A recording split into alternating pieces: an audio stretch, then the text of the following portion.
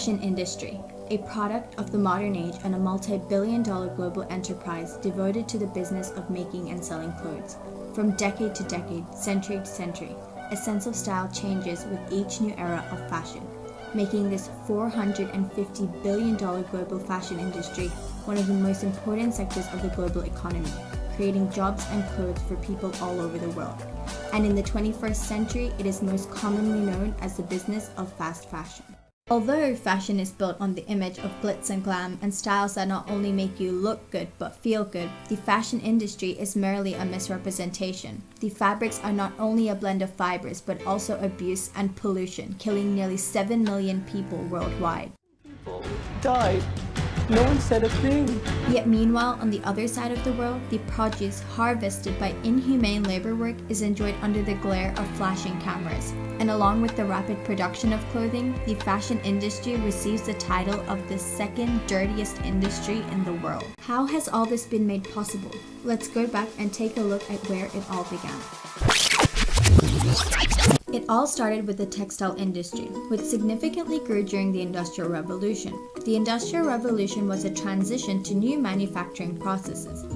After the Agricultural Revolution had occurred, the population in England seemingly boomed, which led to the increase in the demand and need for textile goods.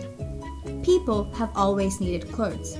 Before the Industrial Revolution, that began in the later half of the 18th century, cloth was produced in homes and cottages and made by hand.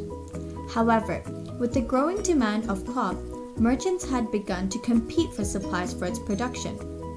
Yet manual production was not ideal, as it required a lot of skill and was time-consuming.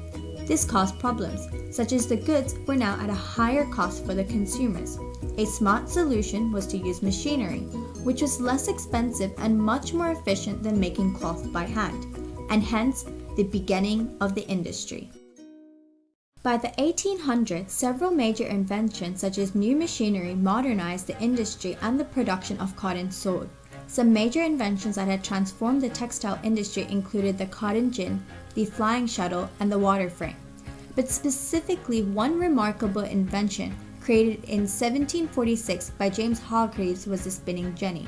This new machine connected multiple spinning wheels in such a manner that up to 8 threads could be processed at once, which was much more efficient and powerful than human muscle. The continued advances in textile machinery and the spread of railroads soon increased trade opportunities and made inexpensive factory-produced fabrics available everywhere. Creativity and innovation of new technologies was just the start of the textile industry. With it, it brought along the shift from domestic production to a new factory system, altering the way people would work for the next 150 years. These new inventions produced higher quality cloth than manual labor, and with this, the companies were able to grow. People now became richer and could buy more.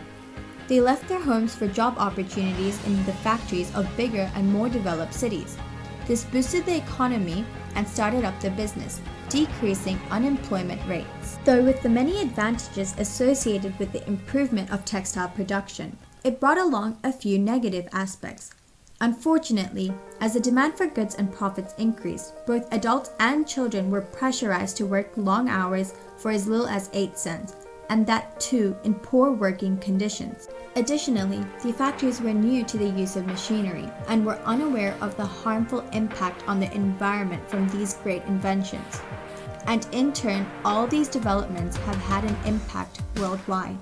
The British went through a lot of hardships and struggled to get the business to where it is at today, with all those young children and tired women being worked by manipulative supervisors in horrendous working conditions day in and day out.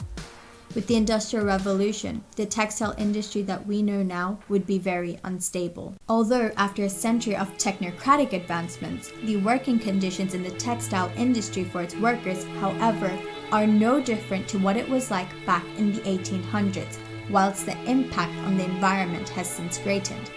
Though today, conditions in which garments can be commercialized have been established, stores like H&M, Zara, and Forever 21 do not follow the code of conduct under which forced or child labor is explicitly prohibited. These high fashion brands are also perfect examples of fast fashion, providing cheap clothes that bring catwalk styles to the public in a matter of weeks. Zara specifically employs a large team of fashion designers and produces 30,000 new pieces annually, compared to luxury boutique designers that only produce 50 to 100 new pieces. Some fashion mobiles embrace the trend, but not everyone is so keen on the concept of fast fashion as it impacts the marketplace. Fast fashion leads to a lack of authenticity in new clothing lines and a lack of quality and production. It prevents fashion to be timeless, and the demand for new styles are increasing, making fashion a more in one month and out the other. And with these trends changing ever so often, it's had an even larger effect on the environment. The fashion industry produces 2 million tons of waste each year, 2.1 million tons of CO2, and 70 million tons of water. Fast fashion and the rapid production has caused large amounts of waste, as most fashion purchases wind up in the trash within a year or two, as they are too low quality to last any longer. One of the fastest and largest retailers in the business and worldwide is Zara, releasing new designs twice a week, and has been described as possibly the most innovative and devastating retailer in the world. Their style speaks for itself through the diversity of their trends across 2,000 stores in 88 different countries today. The unethical production of their designs, the designs that we are wearing, are unseen. While keeping up to date with trends and releasing new items every week may benefit the consumer and the company's sales, the fast production is the manifestation of hell for factory workers. In developing countries, the factory workers of fast fashion companies work in sweatshops, in which the workers work in inhumane and unsafe working conditions, while young women or children are forced to work up to 20 hours a day and undergo verbal and physical abuse and threats from the sweatshop owners, and that too underpaid below the minimum wage. In 2011, several sweatshops making clothes for Zara were found in Argentina and Brazil. Child laborers were found sewing for over 16 hours a day without breaks. And in 2013, clothing labels from brands owned by Inditex, Zara's parent company, were also found at a site of a factory fire in Bangladesh. After nearly 2 decades of fast fashion popularity, many designers are signing out to make a change.